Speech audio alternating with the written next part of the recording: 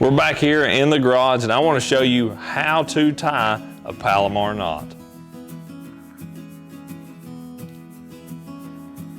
A Palomar knot is one of the truly strongest and easiest knots combined to be able to learn for bass fishing. It's something that I honestly tied for a very long time, and I still find myself tying on occasion out there on a regular basis on the Bass Pro Tour.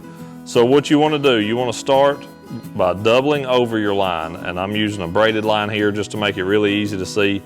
But I want to start by pulling out plenty of tag, double that line over, and then work that down to a nice point, whether that's fluorocarbon, monofilament, braided line, whatever you're using.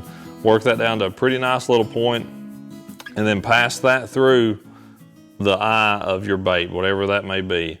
And then you're going to pull out that and kind of get that evenly spaced between the end of your loop plus your tag and your main line over here. Now I'm left-handed, so just keep that in mind on anything you ever see me working on, but I am left-handed. So this step here is something that a lot of people overlook, but is one of the most important steps in making a strong Palomar knot. You want to make sure that your lines never cross. So I actually had to undo a couple twists there so I can spread those apart, and you can see that going through the eye of that swim bait jig head, those lines aren't crossed. If they're crossed, you'd be seeing it like that, or possibly even crossed more than once. You may see it look even like that. So you want to make sure that those lines never cross going through that eye, that you can see that separation through there at all times. So having that, that's what's going to make that knot strong. If it's crossed even once, it's going to weaken it tremendously. So now I've got to make sure that I keep those laying that way, and now you're going to actually start tying the knot. So take your loop and go up here to the tag and the main line part, and you're just going to tie an overhand, keeping those lines from crossing all the time. You want to lay that down nice and flat, pass that loop through there, tying that overhand. Then don't cinch that all the way down to your bait. Leave a little bit of space there at the top. You're going to take the loop and go over the bait, just passing that through there.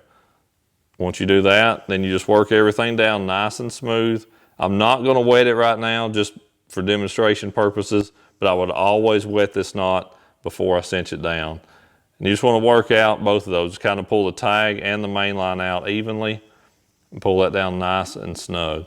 But like I said, I would always wet that knot before I start cinching any of that down. I just didn't this time so you don't have to see a lot of slobbers hanging off of it. But that's all you got to do. The biggest tip, hands down with the Palomar, is making sure that you don't cross those lines before you start, before you actually tie that first overhand knot.